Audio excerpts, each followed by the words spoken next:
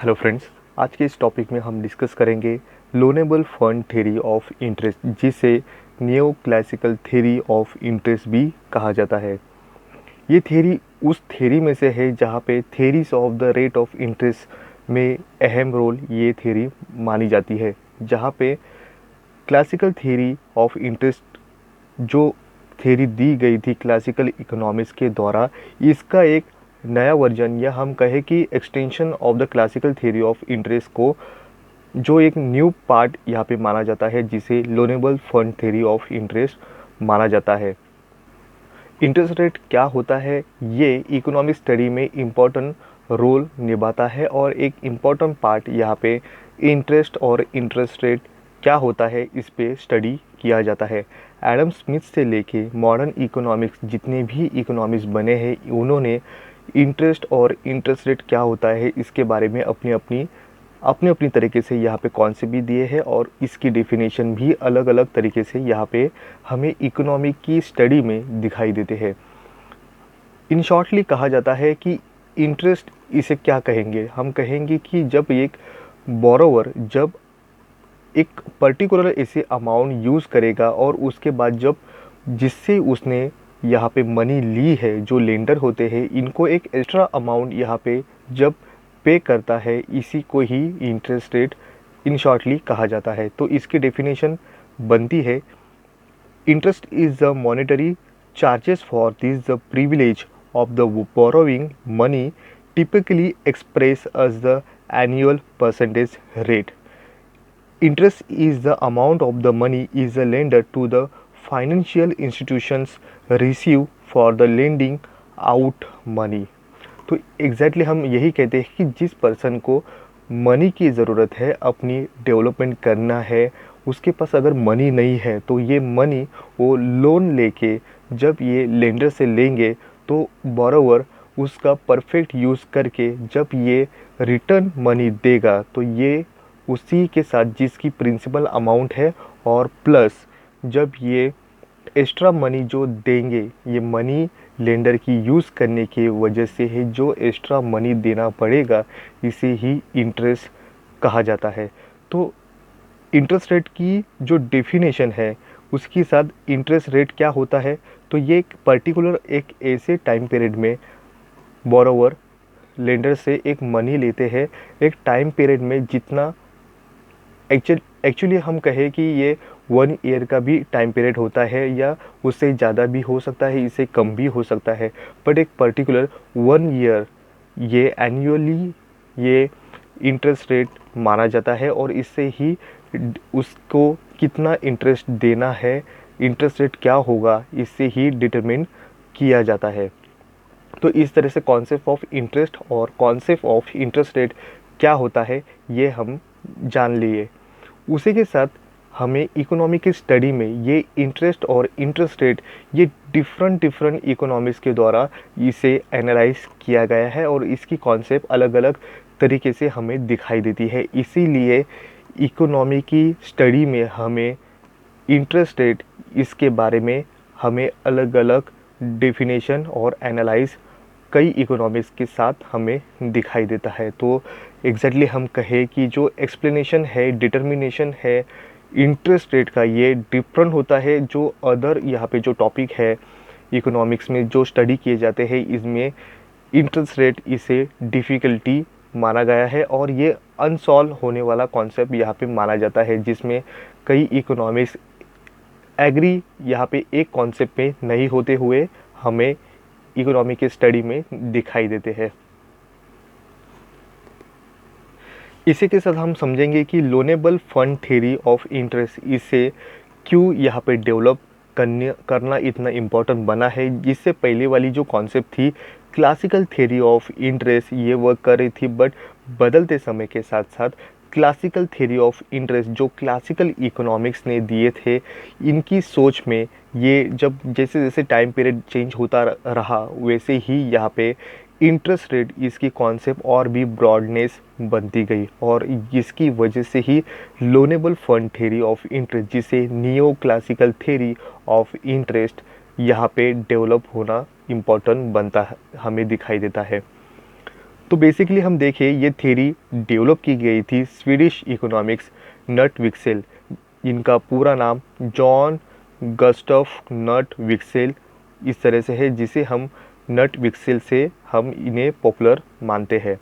इनका बॉर्न हुआ था 1851, उनकी डेथ हुई थी 1926। इनकी फील्ड रही है पॉलिटिकल इकोनॉमिक्स। इनमें इन्होंने अपनी कंट्रीब्यूशन दी है। इस तरह से नट विक्सेल इनके बाद इस थ्योरी में जो loanable fund theory of interest है, इनमें इस थ्योरी को पॉलिश करते हुए जो कंट्रीब्यूशन दिए हैं अदर इकोनॉमिक्स, इनके जो थ्योरी यहाँ पे और भी इम्पोर्टेंट बनती थी। इनमें कंट्रीब्यूशन देने वाले इकोनॉमिक्स रह चुके हैं Bertil Ohlin, Erik Lindahl, Gunnar Myrdal, professor Robertson and J Viner. इन तरह के इकोनॉमिक्स ने अपनी कंट्रीब्यूशन इस theory neo classical theory of interest में दिया है, जहाँ पे ये थ्योरी और भी इम्पोर्टेंट बन गई थी। तो इसी के साथ हम देखेंगे तो theory of rate of interest में कई यहाँ पे थ्योरी यहाँ पे बनी है। जिस तरह से हमने कहा कि थ्योरी ऑफ इंटरेस्ट, इनमें जो कॉन्सेप्ट है, इस कॉन्सेप्ट में कई इकोनॉमिक्स अपने अपने तरीके से कॉन्सेप्ट यहाँ पे इंटरेस्ट रेट पे बारे में बनाते हैं और बनाए हैं। और इसी तरह से हमें जो थ्योरीज मिलते हैं बहुत सी यहाँ पे इंटरेस्ट रेट पे जो इकोनॉमिक्स है अपने अपनी सोच से यहाँ पे कॉन्सेप्ट या एनालाइज करते हुए थ्योरी यहाँ पे दिए हैं। तो इनमें कई ऐसी थ्योरी है जहाँ पे मार्जिनल, जो फर्स्टली है marginal productivity theory of interest, जिसे Carver, Frank Knight, J B Clark, इन्होंने ये थ्योरी डेवलप की थी। Second, abstinence theory of interest, जिसे नासाउ सीनियर इन्होंने ये डेवलप की थी। Third, waiting theory of interest, जिसे डॉक्टर मार्शल ने इसे डेवलप किया था। फोर्थ है एजियो थ्योरी ऑफ इंटरेस्ट, जिसे जॉन रे इस इकोनॉमिक्स ने इसे डेवलप किया। फिफ्थ है time preference theory of interest, जिसे आर्विन फिशर इन्होंने इस थ्योरी को डेवलप किया है। ये थ्योरी जितने हैं 1 to 5 तक लेके यहाँ पे जो क्लासिकल थ्योरी ऑफ इंटरेस्ट है, ये आने से पहले ये थ्योरी यहाँ पे डेवलप हो गई थी। उसके बाद जो सिक्स्थ है क्लासिकल थ्योरी ऑफ इंटरेस्ट, इसे कई क्लासिकल थ्योरीज इकोनॉमिक्स ने इसे डेवलप किया था। उसके बाद 7 है loanable fund theory of interest, जिसे आज के इस वीडियो में हम इस टॉपिक को डिस्कस करने वाले हैं। उसी तरह से हमारा नेक्स्ट पॉइंट बना है liquidity preference theory of interest, जो यहाँ पे केन्स ने इसे डेवलप किया था। और last modern theory of interest. इस तरह से हमें मिलता है कि theories of rate of interest में कई इकोनॉमिक्स अपने अपने सोच, अपने अपने एनालाइज से यहाँ पे ये थ्योरी डेवलप करते हैं। हमने क्लासिकल थ्योरी ऑफ इंटरेस्ट और liquidity preference theory of interest, इस पे ऑलरेडी हमने यहाँ पे डिस्कस किया है, जो प्लेलिस्ट में अवेलेबल है। इस तरह से हमारा नेक्स्ट पॉइंट बनता है डेफिनेशंस। इस थ्योरी के कुछ डेफिनेशन जिसे नट विक्सेल, प्रोफेसर कार्वर और मार्शल इन्होंने दिए थे, हमने ये बेसिकली तीनों का ही यहाँ पे डेफिनेशन हम लेंगे। जिसमें फर्स्ट है नट विक्सेल, इन्होंने कहा है interest is the payment made by the borrower of the capital by virtue of this the its productivity as the reward for his the abstinence. यहाँ पे कहा गया है कि जो एक ऐसे टाइम पीरियड में जो बोरोवर जो ऐसी अमाउंट यहाँ पे कैपिटलिस्ट जिसे हम कहते हैं, इनसे वो ऐसे अमाउंट लेता है और उसकी जो डेवलप करनी है उससे ये वो यूज़ करता है, और उसके बदले में लेंडर को या हम कहें कैपिटलिस्ट को मिलने वाला जो यहाँ पे रिवॉर्ड है, ये रिवॉर्ड एक एक्स्ट्रा मनी के रूप में ही यहाँ पे उसे मिलता है। और इसे उसकी संयम एक साल या ऐसे टाइम पीरियड में वो मनी जब बोरोवर को देगा, इन टाइम डिफरेंस में वो अपनी मनी जब बोरोवर को देगा और उसका यूज़ वो बोरोवर अपने बेनिफिट के लिए करेगा। इसकी जो यहाँ पे डेफिनेशन यहाँ पे नट विक्सेल ने यहाँ पे डेवलप की है, और जिसे यहाँ पे इम्पोर्टेंट माना जाएगा कि यहाँ पे इंटरेस्ट रेट के बारे में यहाँ पे नट विक्सेल का जो सोच यहाँ पे पॉइंट ऑफ व्यू इम्पोर्टेंट देता है। उसी तरह से नेक्स्ट है प्रोफेसर कार्वर। प्रोफेसर कार्वर हमें कहते हैं कि interest is the income which the goes to the owner of capital. Professor Carver हमें कहते हैं कि जो इंटरेस्ट है, ये इंटरेस्ट में से कैपिटलिस्ट को जो जाने वाला जो एक ऐसी अमाउंट है जो प्रॉफिट की, इसे ही इंटरेस्ट रेट कहा जाता है। उसी के साथ थर्ड हमारा बनता है डॉक्टर मार्शल। डॉक्टर मार्शल हमें कहते हैं the payment made by the borrower for the use of the loan से year is the expresses as the ratio which that the payment bear to the loan and is the called interest। Marshall हमें कहते हैं कि एक ऐसे time period में जब borrower को मिलने वाला जो एक ऐसी अमाउंट है जो लेंडर देते हैं, वो ऐसे टाइम पीरियड में यहाँ पे यूज़ करेगा और यूज़ करने के बाद एक ऐसे रेशो में, या हम कहें कि ऐसे जो डिटरमिन करेंगे कि क्या इंटरेस्ट रेट होगा और इस पे ही डिपेंड करेंगे लेंडर का, या हम कहें उस ओनर का, जो कैपिटलिस्ट है, इनको मिलने वाला जो प्रॉफिट है एक एक्स्ट्रा अमाउंट एक रेशो में उनको मिलेगा जो डिटरमिन करेंगी, जो उस इनके एग्रीमेंट में जो यहाँ पे जो डिटरमिन हुआ है इंटरेस्ट रेट पे। तो इसी अमाउंट को ही यहाँ पे इंटरेस्ट कहा जाता है। तो इस तरह से हमारा मेन कॉन्सेप्ट यहाँ पे आता है कि concept of loanable fund exactly होता क्या है। तो इसमें in economics the loanable funds doctrine is the theory of the market interest rate. यहाँ पे मार्केट रेट में यहाँ पे लोन यहाँ पे जब बोरोवर लेता है तो इससे वो एक ऐसे पर्टिकुलर एक ऐसी फिक्स ऐसे अमाउंट पे इंटरेस्ट रेट पे यहाँ पे वो जो लोन है मनी यहाँ पे बोरो करता है और अपना यहाँ पे डेवलपमेंट करने के लिए वो यूज़ करता है। तो यहाँ पे कहा जाता है कि according to this the approach this the interest rate is the determined by the demand for and supply of the loanable fund। The terms of loanable funds include all forms of the credit such as loans, bonds or saving deposit।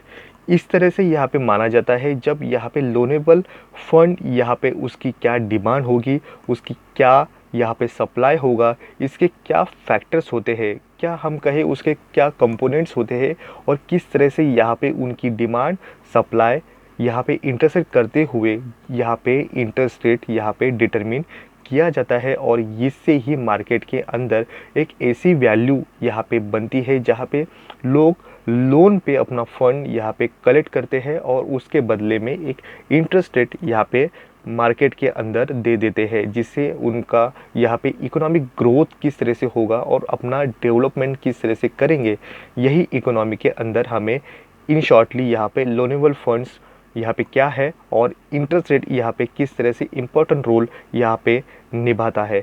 इसी से ही हमें पता चलता है कि ये theory यहाँ पे loanable fund theory of interest यहाँ पे क्या हमें बताना चाहता है।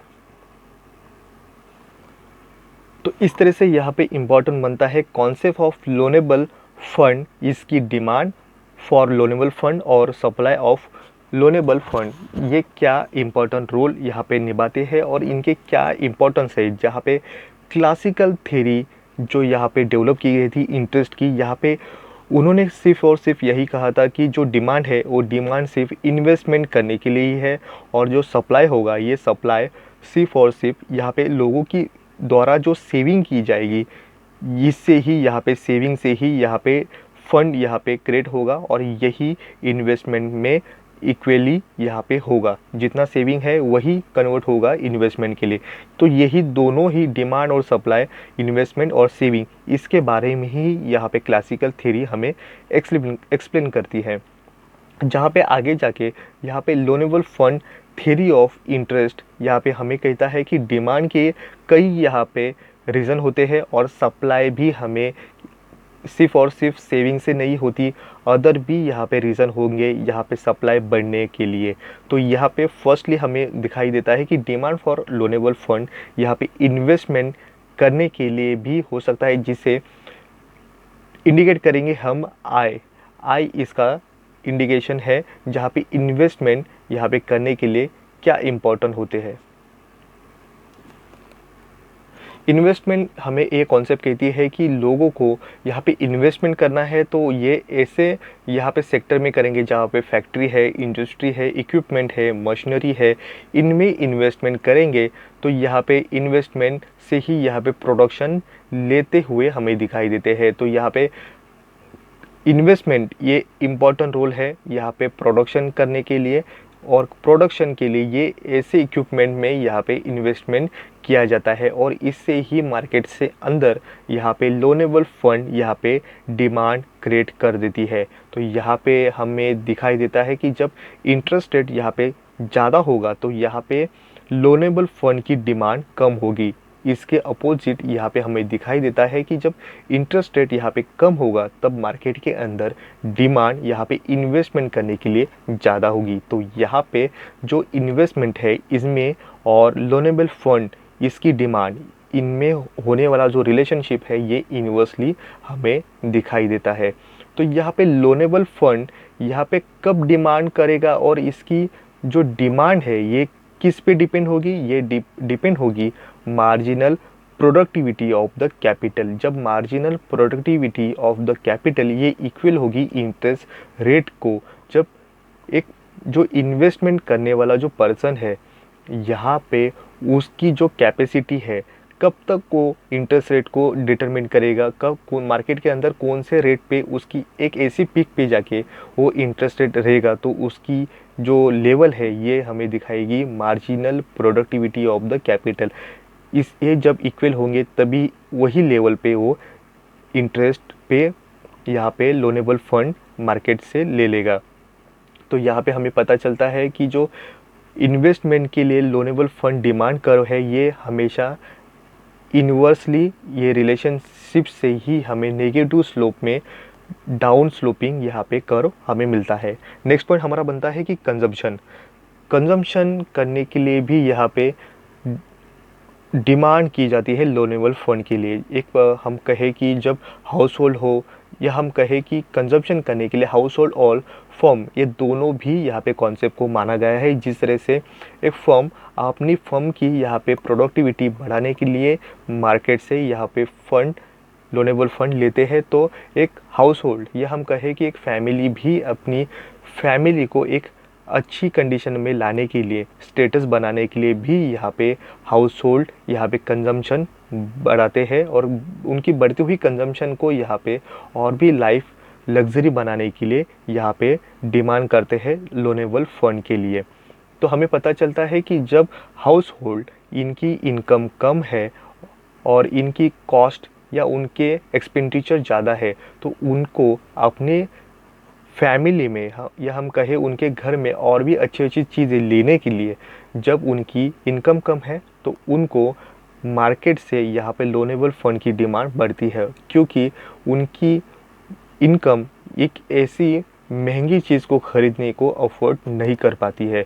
एग्ज़ाम्पल, उनको अगर फ्रिज लेना है, टीवी लेना है, अगर मोबाइल लेना है, एक ऐसी ज़रूरत है जहाँ उनकी प्राइस उनकी इनकम से ज़्यादा या कॉस्टली होती है, तो एक ऐसी अमाउंट यहाँ पे दे के वो लोनेबल फंड की डिमांड करते हैं, जहाँ पे कंजम्पशन यहाँ पे हम इंडिकेट करते हैं सी से।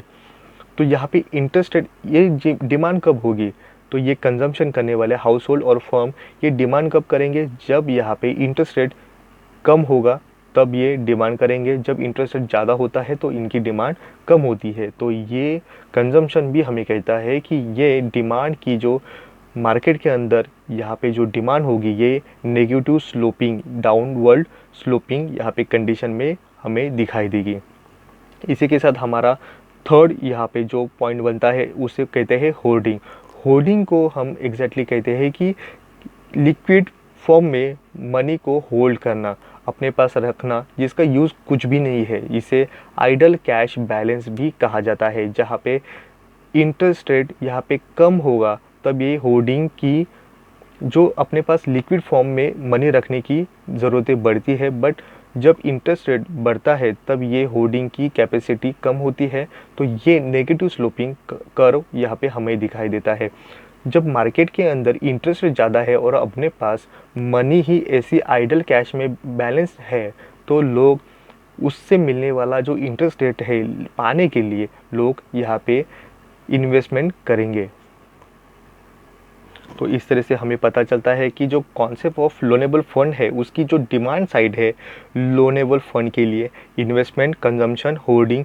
होर्डिंग को एस से हम इंडिकेट करेंगे, जहाँ पे 3 यहाँ पे कंपोनेंट हमें बनते हैं, इन्वेस्टमेंट, कंजम्पशन, होर्डिंग। उसी तरह से सेकेंड जो सप्लाई साइड है, ये supply side supply of loanable fund, इसको जब डिमांड बढ़ेगी मार्केट के अंदर लोनेबल फंड के लिए तो उसका सप्लाई का सोर्सेज क्या होगा, तो ये सोर्सेज हमें saving, dishoarding, disinvestment, bank credit, इन चारों कंपोनेंट से हमें पता चलते हैं। इन चारों कंपोनेंट से हमें पता चलता है।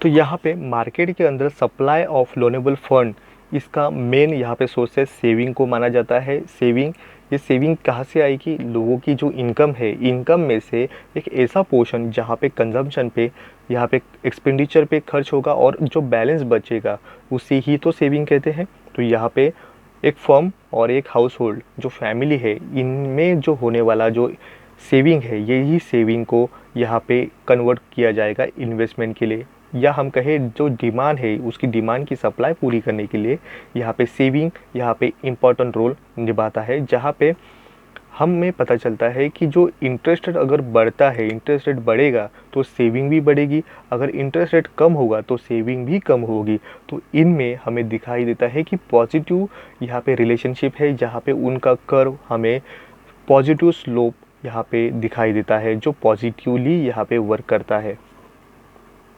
एक इंडिविजुअल फैमिली है, उनकी जो इनकम को यहाँ पे इंटरेस्ट रेट लेना है तो इंडिविजुअली भी ये इन्वेस्ट करेंगे, या एक फर्म होगी वो भी अपना प्रॉफिट देखने के लिए या बढ़ाने के लिए वो भी तो इन्वेस्ट करेंगी। अगर उनको इंडिविजुअल यहाँ पे इन्वेस्टमेंट नहीं हो पाएगा तो वही करेंगे जो बैंक में डिपॉजिट करेंगे और बैंक से ही इंटरेस्ट रेट लेंगे। तो इंडिविजुअली होने वाले और यहाँ पे बैंक से होने वाले जो इंटरेस्ट रेट है, इनका मकसद यही है मैक्सिमम यहाँ पे इंटरेस्ट रेट पाने का।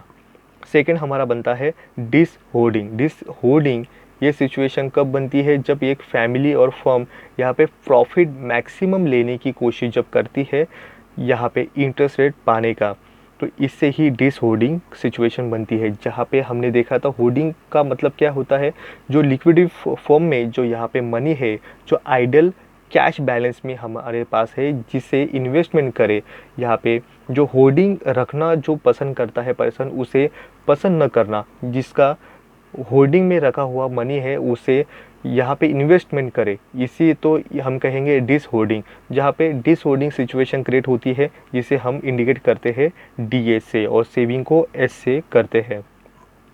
हमारा थर्ड पॉइंट बनता है डिस इन्वेस्टमेंट। डिस इन्वेस्टमेंट ये भी इम्पोर्टेंट रोल यहाँ पे सप्लाई ऑफ लोनेबल फंड में निभाता है।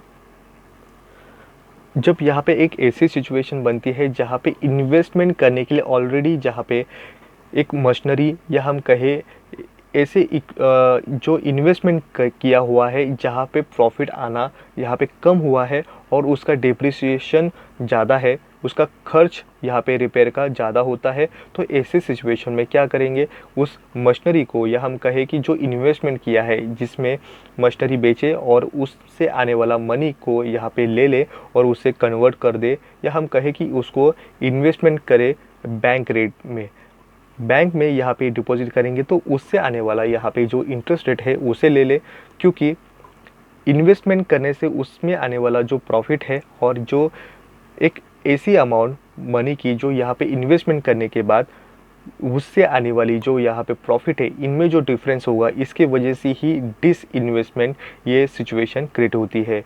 तो हम इन शॉर्टली कहें कि ऑलरेडी यहाँ पे कहीं यहाँ पे एक पर्सन ने इन्वेस्टमेंट किया है, जहाँ से उसको उसका इन्वेस्टमेंट यहाँ पे मशीनरी में है, बट ये मशीनरी उसका डिप्रिसिएशन कॉस्ट ज़्यादा बढ़ता हुआ दिखाई देता है और उससे आने वाला प्रॉफिट यहाँ पे कम है। तो यहाँ पे पर्सन वो क्या करेगा, उस मशीनरी में लगा हुआ पैसा यहाँ पे कन्वर्ट करेगा लिक्विड फॉर्म में और उसे यहाँ पे डिपॉजिट करेगा बैंक में, या हम कहें अदर जो सोर्सेस है इंटरेस्ट रेट लेने के लिए वहाँ पे वो डिपॉजिट करेगा वहाँ, और उससे यहाँ पे आने वाला जो इन्वेस्टमेंट करने से उसको मिलने वाला जो यहाँ पे प्रॉफिट है या हम कहें इंटरेस्ट रेट है उसे ले लेगा। इसी ही कॉन्सेप्ट को कहा जाता है डिसइन्वेस्टमेंट। तो यहाँ पे इंटरेस्ट रेट ज़्यादा होगा तो डिसइन्वेस्टमेंट यहाँ पे जो रिलेशन है वो भी बढ़ेगा। अगर इंटरेस्ट रेट कम होगा तो यहाँ पे डिसइन्वेस्टमेंट भी कम होगा। तो इसमें पॉजिटिव रिलेशनशिप दिखाई देता है जहाँ पे उसका स्लोप यहाँ पे पॉजिटिव ही होगा। इस तरह से हमारा नेक्स्ट पॉइंट बनता है बैंक क्रेडिट। बैंक क्रेडिट भी अपना इम्पोर्टेंट रोल यहाँ पे मनी की सप्लाई बढ़ाने में या हम कहें लोनेबल फंड को इंक्रीज़ करने में इम्पोर्टेंट रोल निभाती है। जहाँ पे इंटरेस्ट रेट बढ़ेगा तो बैंक की मनी सप्लाई भी बढ़ेगी, इंटरेस्ट रेट कम होगा तो मनी जो बैंक की मनी सप्लाई है वो भी कम होगी। तो यहाँ पे क्रेडिट इंक्रीज किया जाता है यहाँ पे बैंक के द्वारा, जहाँ पे बैंक भी यहाँ पे मैक्सिमम लेवल में यहाँ पे जो मनी है मनी की सप्लाई बढ़ाने में हेल्प करती है। जहाँ पे लोगों की डिमांड जिस तरह से बढ़ेगी उससे एक इम्पॉर्टेंट यहाँ पे सोर्सेस यहाँ पे सप्लाई ऑफ लोनेबल फंड यहाँ पे बैंक क्रेडिट से मिलता है। जहाँ पे बैंक यहाँ पे मैक्सिमम लेवल में यहाँ पे इंटरेस्ट रेट लेने की कोशिश करता है और इससे ही उनकी ज़रूरतें पूरी करने की कोशिश या उनका प्रॉफिट लेने की कोशिश यहाँ पे बैंक करती हुई दिखाई देती है। तो यहाँ पे जो इंटरेस्ट रेट है और बैंक मनी सप्लाई है इनमें रिलेशनशिप यहाँ पे पॉजिटिवली दिखाई देता है और इसे हम इंडिकेट करेंगे बी से। तो इस हमारा नेक्स्ट पॉइंट बनता है अजम्पशन। ये थ्योरी बेस करती है कुछ ऐसे अजम्पशन पे बेस करती है जहाँ पे कोई भी थ्योरी हो उसकी कुछ लिमिटेशन या उसके कुछ पॉइंट्स ऑफ व्यू यहाँ पे हम हाईलाइट करते हैं जहाँ पे अजम्पशन पे ही बेस कर दी है वो थ्योरी। तो यहाँ पे फर्स्टली यहाँ पे अजम्पशन से ही हमें पता चलता है कि ये थ्योरी किस तरह की मोड लेती है और किस तरह से ये थ्योरी डेवलप की गई थी। तो यहाँ पे फर्स्ट यहाँ पे अजम्पशन है perfect competition in the economy. इस थ्योरी में माना गया है कि परफेक्ट कंपटीशन इकोनॉमी के अंदर होता है, ये माना गया है। सेकंड पॉइंट हमारा बनता है full employment in the economy. Market के अंदर फुल एम्प्लॉयमेंट की कंडीशन यहाँ पे वर्क करती हुई दिखाई देती है इस थ्योरी में। थर्ड पॉइंट हमारा बनता है perfect mobility of the fund.